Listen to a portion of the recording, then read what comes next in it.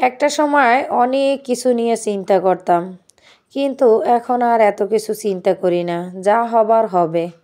আর যা কিছুই ভাগ্যে আছে সেটা তো আর এড়ানো যাবে না।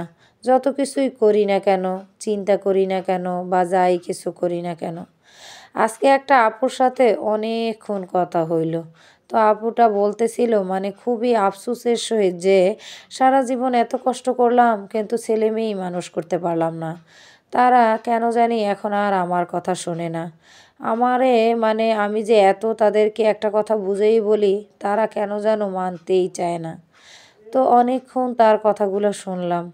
তারপর একটা পর্যায়ে মনে হইল যে তারও অনেক কিছুতে ঘাটতি আছে।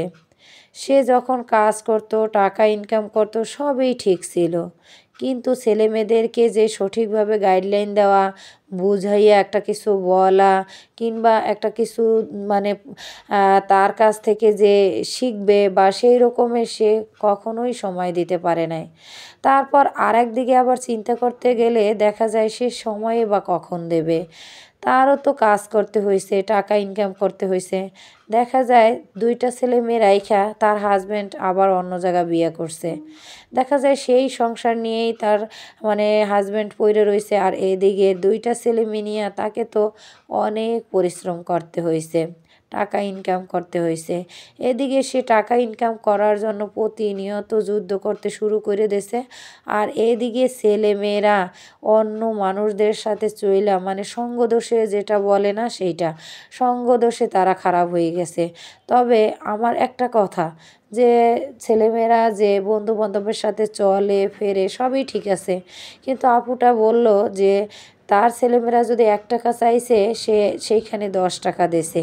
কিন্তু তার মানে সবচেয়ে ভুল সিদ্ধান্ত ছিল এইটাই যে ছেলেমেয়েরা ৳১ চাইলে সে ৳১০ কেন দিছে? ছেলেমেয়েদেরকে সে কখনোই কেন বোঝায় নাই যে তার টাকা ইনকাম করতে এত কষ্ট হইছে, কিংবা এত কষ্ট প্রতিদিন তাকে কষ্ট করতে হইছে।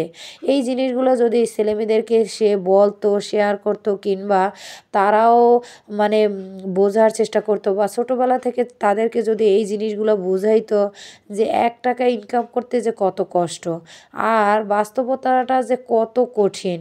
মানে এমনি, এমনি তো আর টাকা চইলে আসে না। কষ্ট করতে হয়, তার বিনিময়ে তাকে টাকা ইনকাম করতে হয়। এই জিনিসগুলো যদি সে ছেলেমেয়েদেরকে ছোটোবেলা থেকে বলতো, কিংবা তারা যদি বুঝতো, তাহলে হয়তো এতটা খারাপও তারা হইতো না। যাই হোক, আল্লাহ রাব্বুল আলামিনই ভালো জানে। তারপর আমি তাকে একটু সান্ত্বনা দিয়ে বললাম যে, "দেখেন যেটা হবার হয়ে গেছে। এখন ছেলেমেয়েদের সাথে যদি আপনি খারাপ ব্যবহার করেন, বা তাদের উপরে টর্চার করেন, বা তাদেরকে আপনার মানে সমস্ত কিছুতে বাধ্যবাধকতা করেন, তাহলে একদিনে তা সম্ভব না।"